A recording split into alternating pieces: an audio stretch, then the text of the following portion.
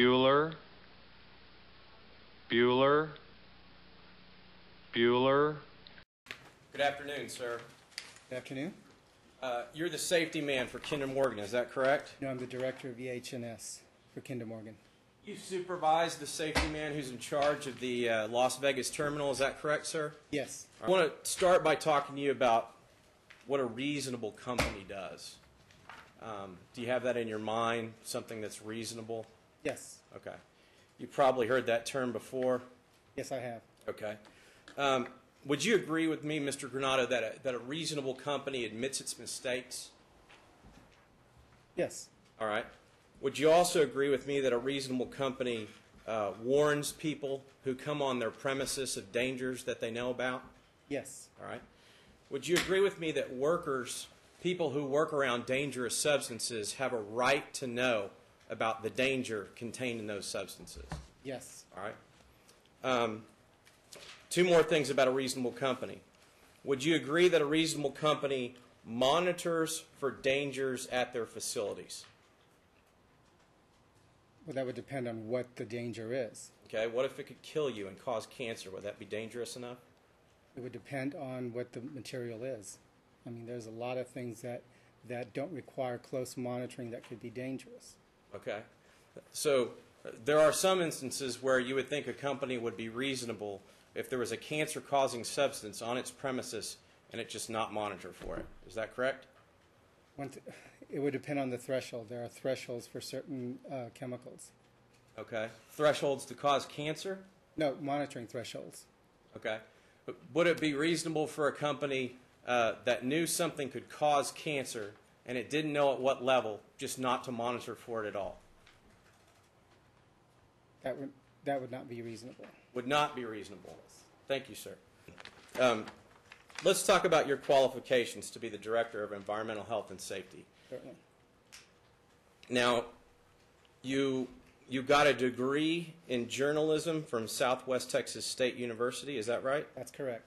Did you take any classes while you were there dedicated to industrial hygiene or safety in the journalism department? No, I did not. Okay. And then you became, I think I heard, you took some paralegal courses, is that right? Yes, I did. Yes. Did those paralegal courses contain any classes on industrial hygiene or monitoring or safety? It was environmental. The paralegal classes were? Yeah, some of Did them you were. become, I'm sorry. Some of them were environmental related. Did they tell you about carcinogens and monitoring and that kind of thing? No.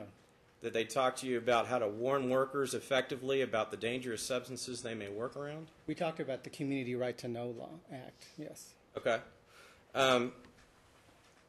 Do you have a master's in public health, sir? No, I do not. All right.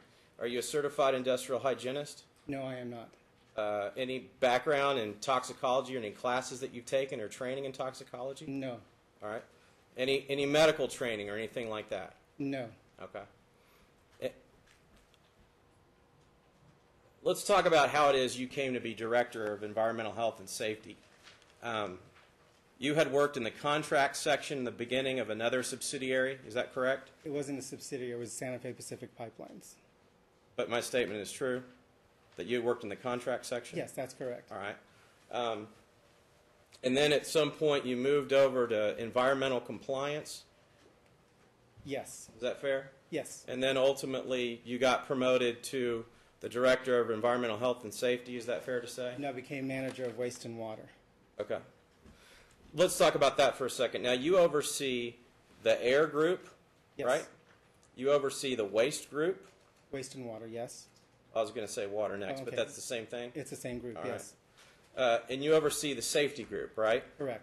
The manager of safety over the Kinder Morgan terminal in Las Vegas reports directly to you, right? That's correct. All right, so the buck stops with you as far as safety goes, correct? Yes. All right. Sir, as the head of Kinder Morgan's environmental health and safety, you knew that benzene was a carcinogen, didn't you? Yes. Okay.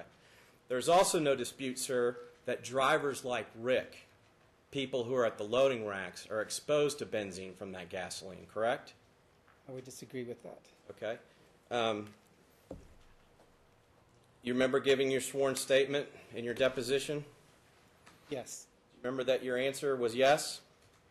But I also qualified that statement later on with regards to what I meant by that, yes. Okay, well, let's play it for you so we can see it. I'm on page 11, lines 2 through 6. Do you agree that workers like gasoline truck drivers, they're exposed to benzene at Kinder Morgan loading racks? Do you agree or disagree with that? Yes, there is an exposure. Okay. Thank you, Drew. Not only through normal operations while they're fueling their trucks, but also with regard to leaks and spills, right? They're exposed that way? Well, at that time of the deposition, when I was being asked those specific questions about benzene, at that time I did not know about the OSHA limits, because what we deal with is product pipelines, which is gasoline. And the hazard for gasoline that we are aware of in the MSDS is flammability. So all of our compliance documents and our safety and health-related documents deal with that hazardous material as a flammable liquid. And that is what we deal with. Okay, we'll come back to the question that I actually asked in just a second. But are you telling me now that as the head of environmental health and safety, you had never read the OSHA regs before we filed this lawsuit?